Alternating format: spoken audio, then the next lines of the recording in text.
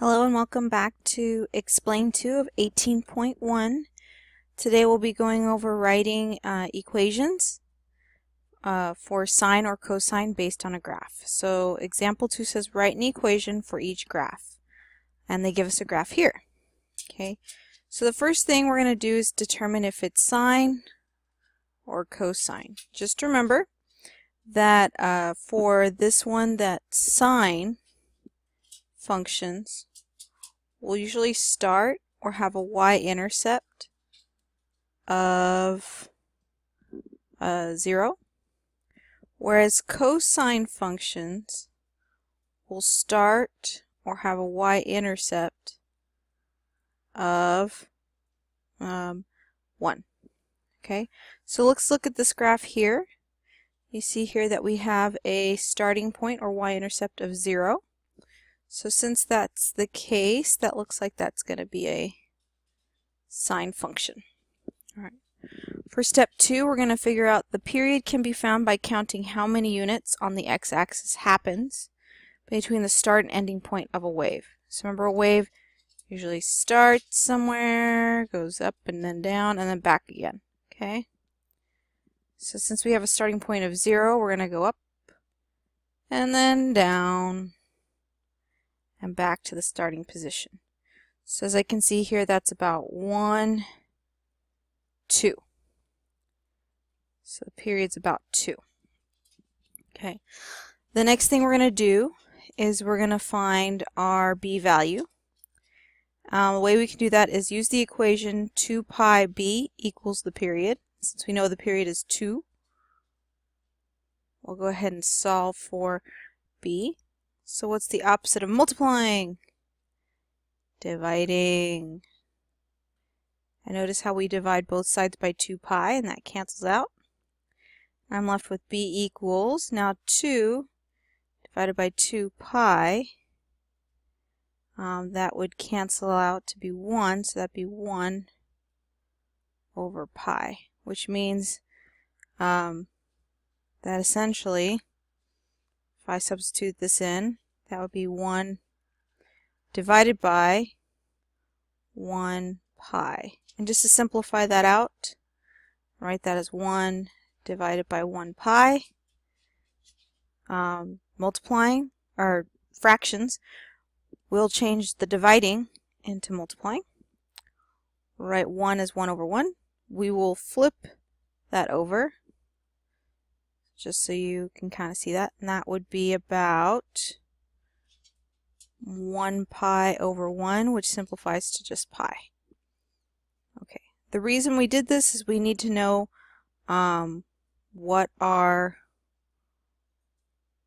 1 over b value will be, so we can choose which one we're going to put in. And since we chose, I'm going to put this in a highlighted version, since we chose sine, because it did start at a y-intercept of 0, we're going to use this equation.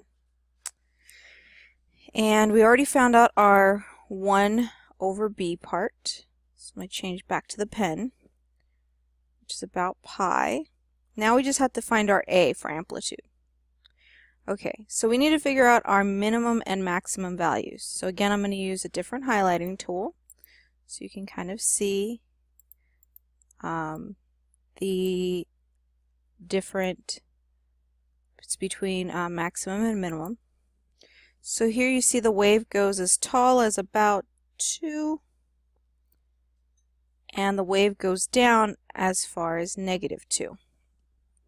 Now because that's the case, just by looking at how tall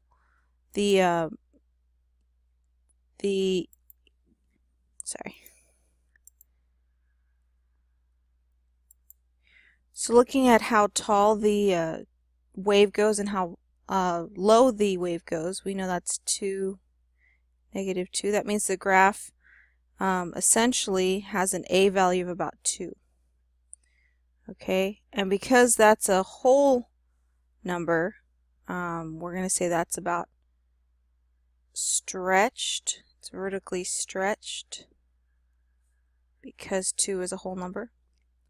And we already decided that it was a sine function, so I'll just put sine here, by a factor of 2. Okay, and the reason we did this is so we can find our amplitude. And that's why it's called the A value, because it's amplitude of 2. Okay, alright, so let's try letter B. So on here, let's see where it starts off. It says write an equation for each graph. So here's our graph here. Explain B.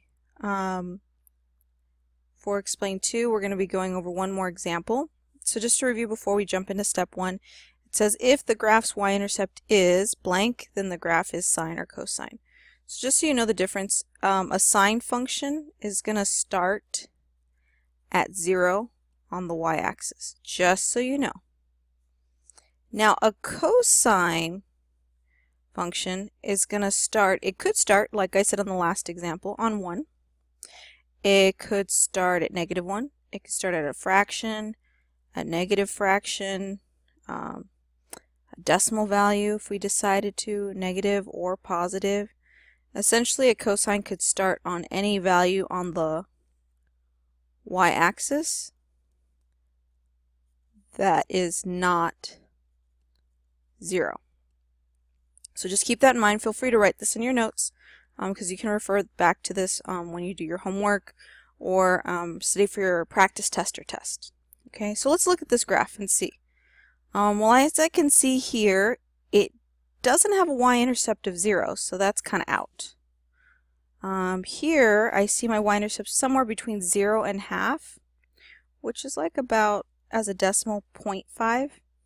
So what's halfway between 0 and 0.5? Think about it like money. What's halfway between 0 and 50 cents?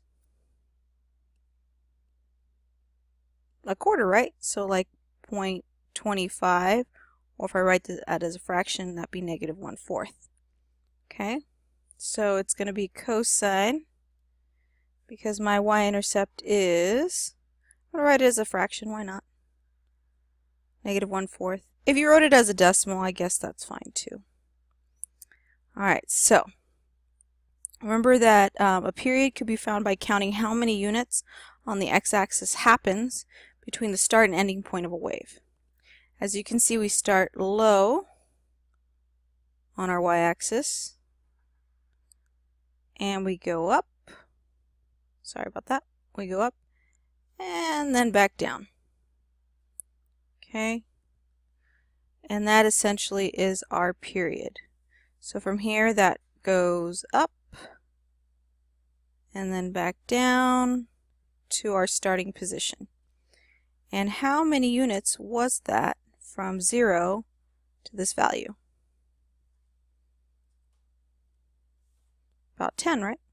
So we found the period. It takes about 10 units to get a full cycle.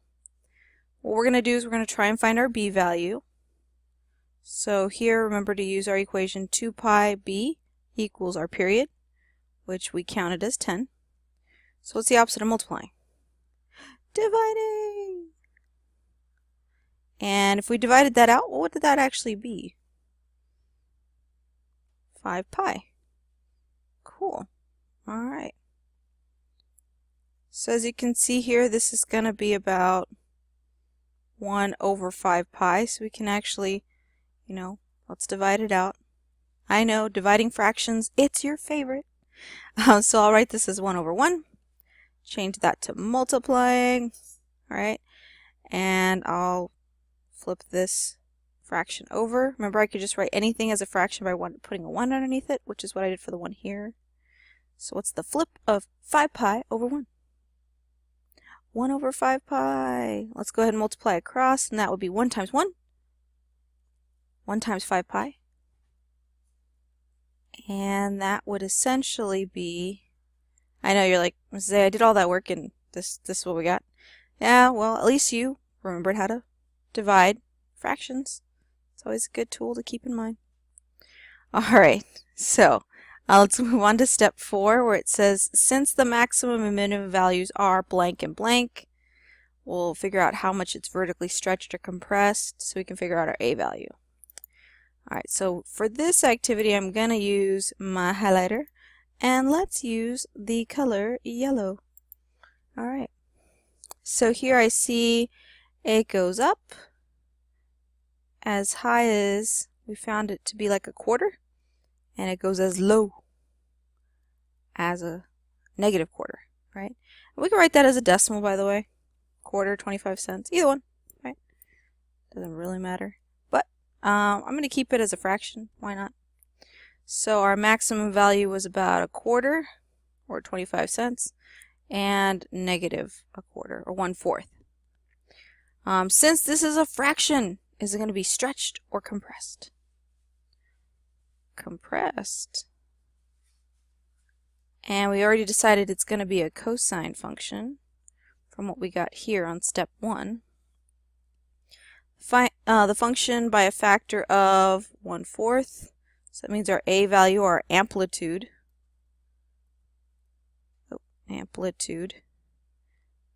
is about 1/4. So since we decided cosine, we're going to use this equation here. We'll write 1/4 and our cosine of 1/5 pi. And last but not least, since we did put in our amplitude, which is about 1/4 because it goes maximum value of 1/4 and a low value of negative 1/4, we put in our 1/b part, which we found here in step 3. And a lot of students are like, well, when do I know if it's going to be a negative or a positive? Well, because we started our y-intercept on a negative value, we're going to make that a negative value. And you can always verify to see if this is the right equation using our Desmos calculator.